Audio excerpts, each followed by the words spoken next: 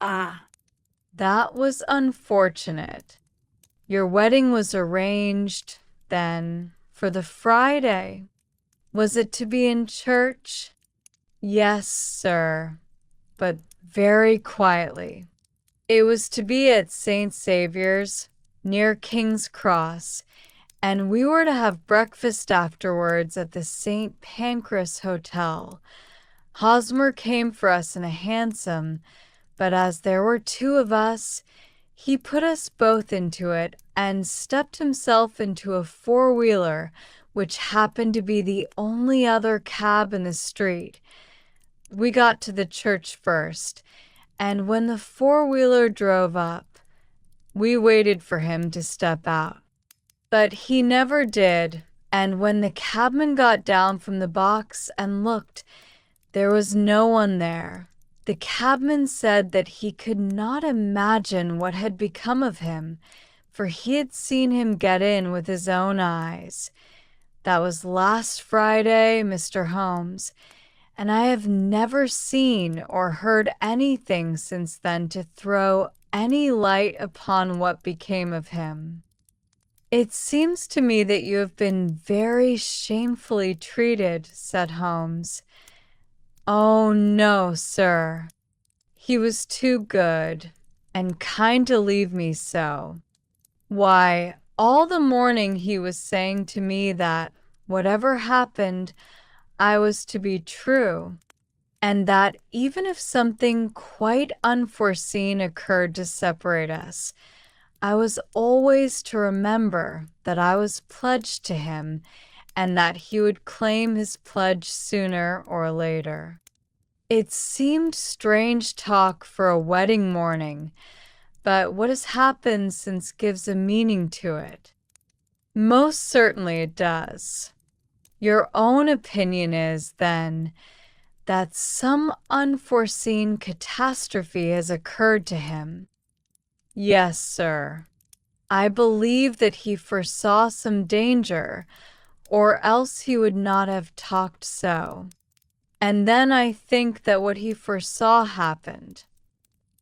But you have no notion as to what it could have been? None. One more question. How did your mother take the matter? She was angry and said that I was never to speak of the matter again. And your father? Did you tell him? Yes. And he seemed to think, with me, that something had happened and that I should hear of Hosmer again. As he said, what interest could anyone have in bringing me to the doors of the church and then leaving me?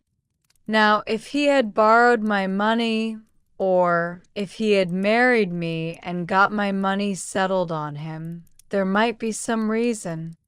But Hosmer was very independent about money and never would look at a shilling of mine.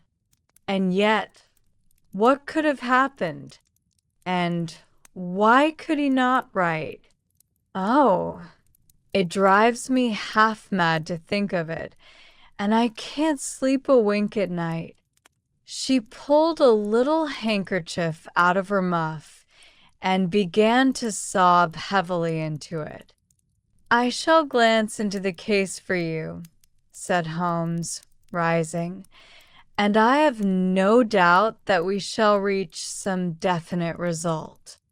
Let the weight of the matter rest upon me now, and do not let your mind dwell upon it further.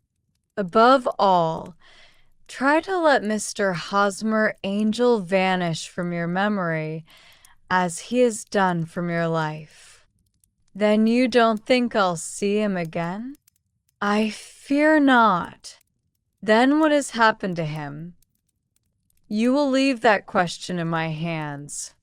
I should like an accurate description of him, and any letters of his which you can spare. I advertised for him in last Saturday's Chronicle, said she. Here is the slip, and here are 4 letters from him. Thank you. And your address. Number 31, Leon Place, Camberwell. Mr. Angel's address you never had, I understand. Where is your father's place of business?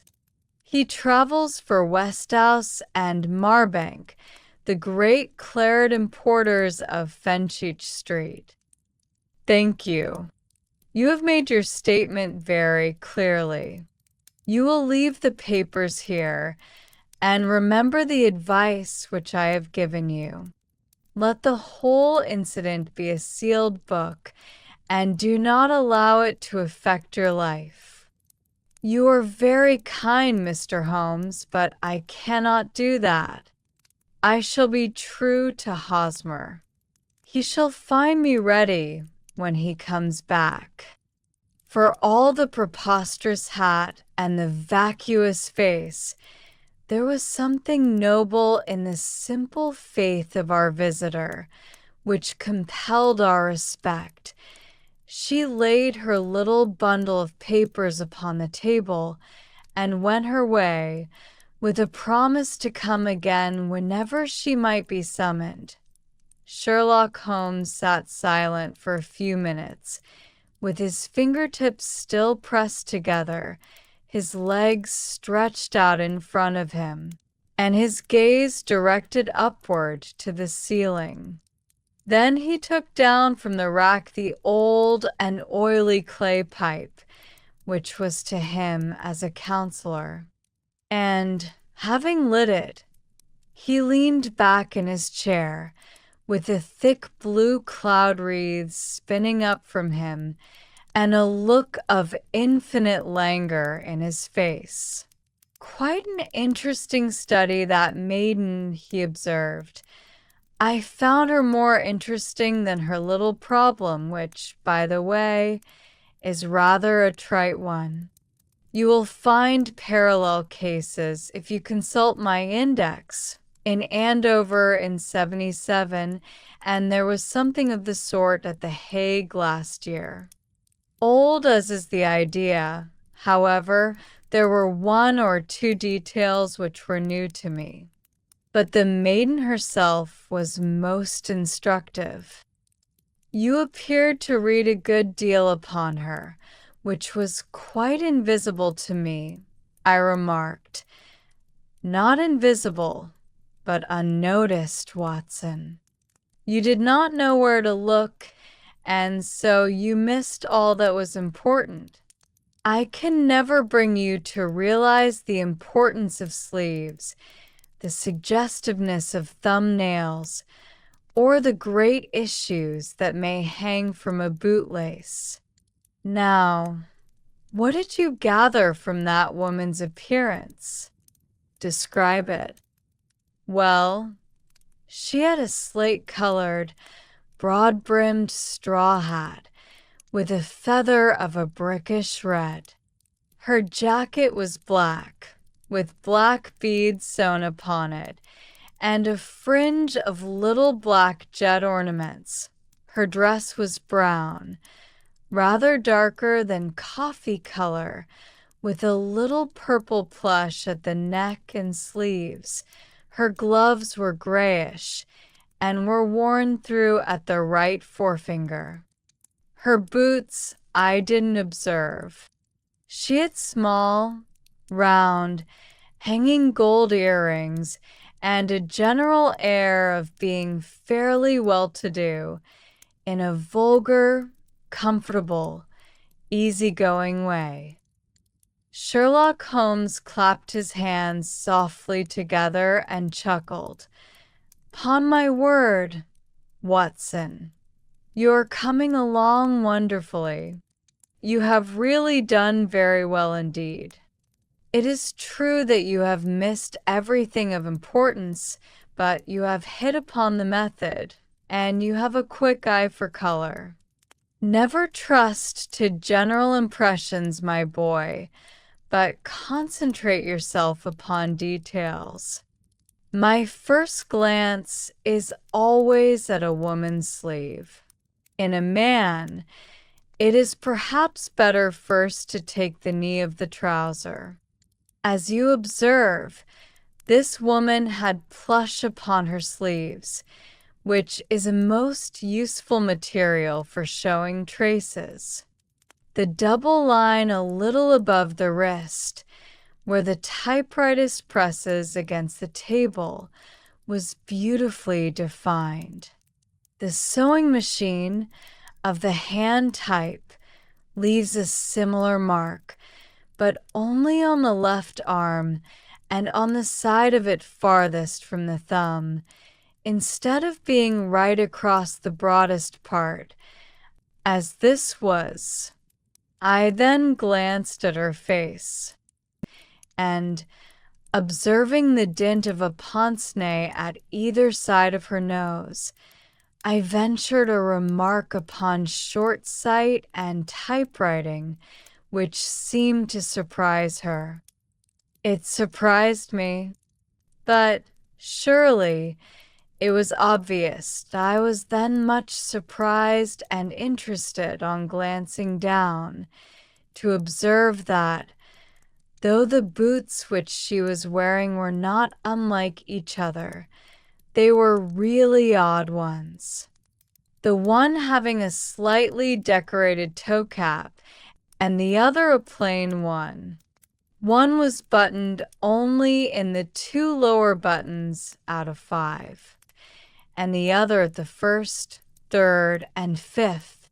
Now, when you see that a young lady, otherwise neatly dressed, has come away from home with odd boots, half-buttoned, it is no great deduction to say that she came away in a hurry. And what else?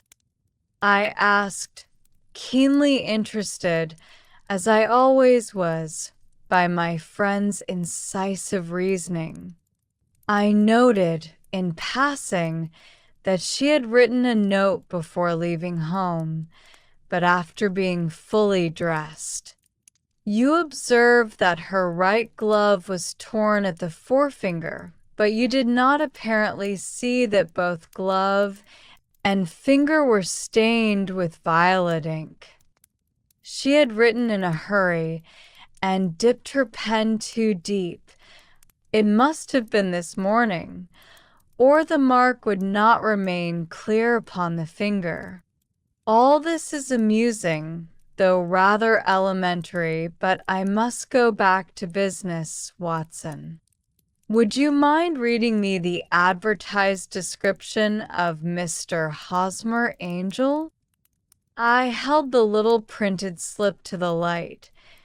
Missing, it said, on the morning of the 14th, a gentleman named Hosmer Angel, about 5 feet 7 in height, strongly built, sallow complexion, black hair a little bald in the center, bushy, black side whiskers and mustache, tinted glasses, slight infirmity of speech, was dressed, when last seen, in black frock coat faced with silk, black waistcoat, gold Albert chain, and gray Harris tweed trousers, with brown gaiters over elastic-sided boots.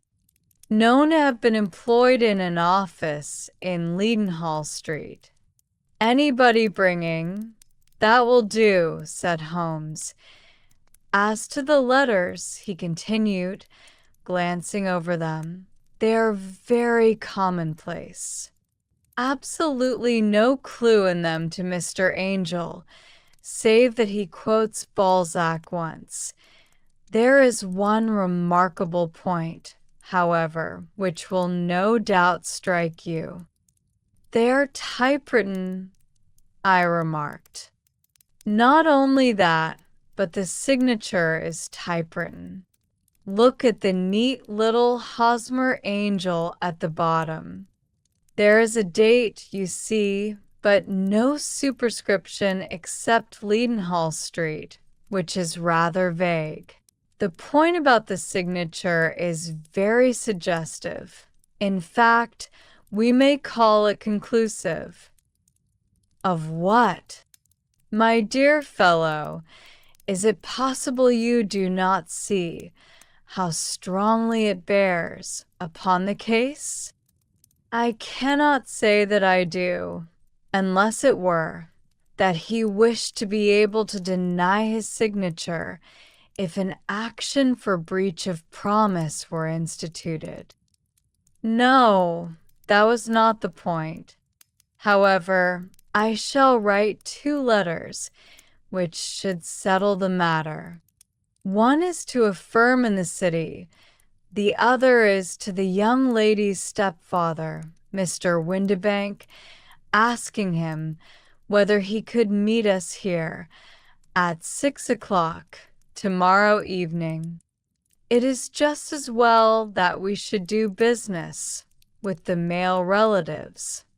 And now, Doctor, we can do nothing until the answers to those letters come, so we may put our little problem upon the shelf for the interim. I had had so many reasons to believe in my friend's subtle powers of reasoning and extraordinary energy in action that I felt that he must have some solid grounds for the assured and easy demeanor with which he treated the singular mystery which he had been called upon to fathom. Once only had I known him to fail, in the case of the King of Bohemia and of the Irene Adler photograph, but when I looked back to the weird business of the Sign of 4 and the extraordinary circumstances connected with the study in scarlet, I felt that it would be a strange tangle indeed, which he could not unravel.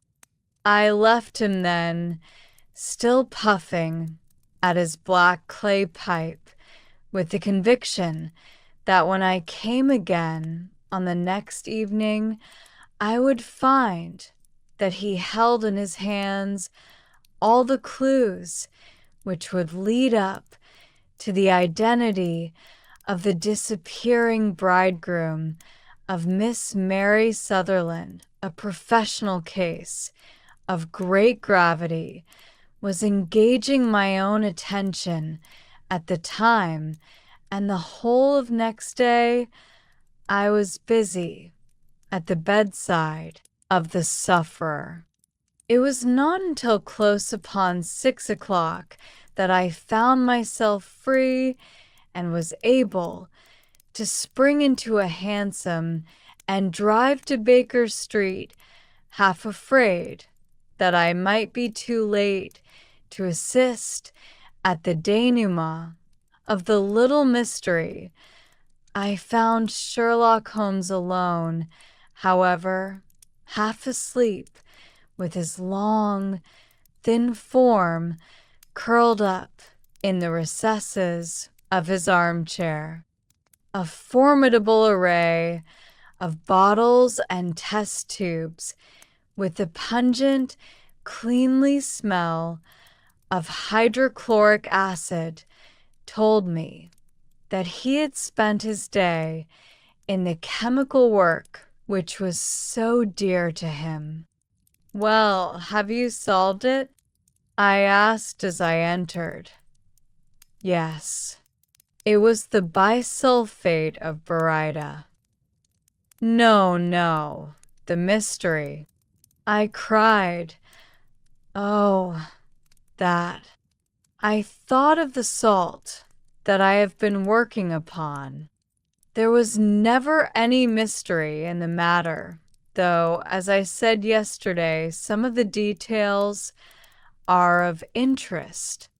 The only drawback is that there is no law, I fear, that can touch the scoundrel.